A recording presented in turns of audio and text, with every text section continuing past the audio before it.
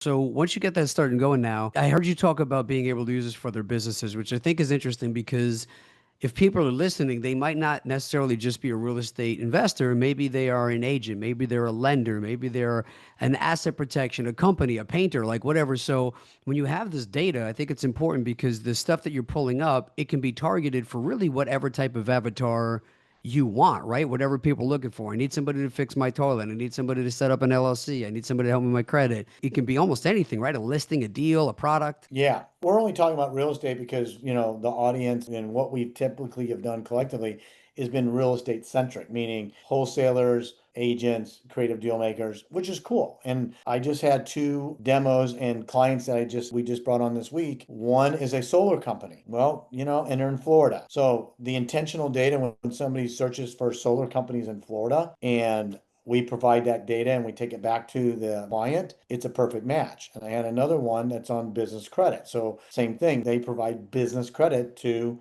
business, businesses. And so when we able to go find intentional searches from high level executives, CEOs, business owners that are looking and searching that real time, like when I say real time, I'm talking about in the last day or two, right? Not a year ago, right?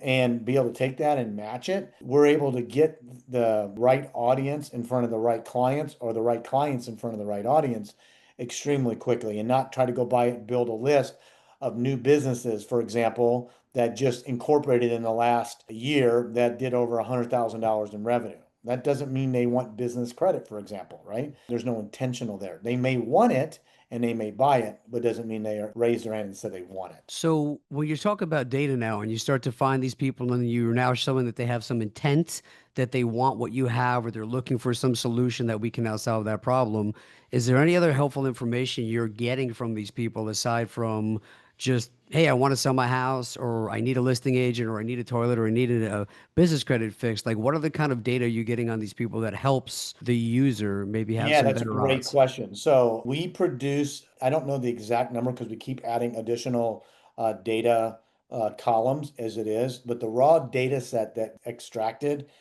for the client, it's like 75 to 100 columns of data.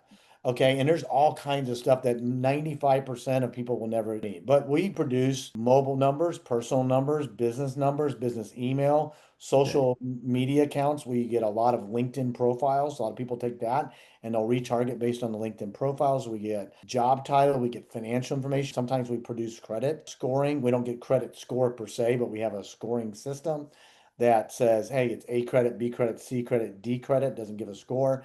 But, obviously A credit is better than D credit, right? Use it for whatever you choose to use it for. Trying to think what else is in there. We get personal address a lot of times. And I would say just like most data, the accuracy of the data is, well over 70%. It's not perfect data because if you didn't do something as a consumer or a business and it wasn't accurate going in and we go pull the data, it's not going to be accurate coming back out. And that's why when you go pull your own stuff, sometimes there's five, six, seven numbers. Well, we prioritize it based on the highest probability that this number is accurate. But there's other numbers that can go along with it, other email addresses that can go along with it as well. That's why the social media stuff, especially the LinkedIn, I think is extremely valuable because that stuff just doesn't change, right?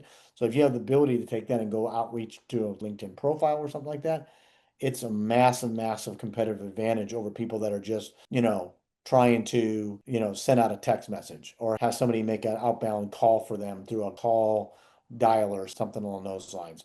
It's really all about execution on the data. The difference is the data is intentional, it's real time, seller initiated versus anything else. What you do with it is up to you, and you have a tremendous head start on anybody else that's going to go through some other traditional mechanism to actually produce the results.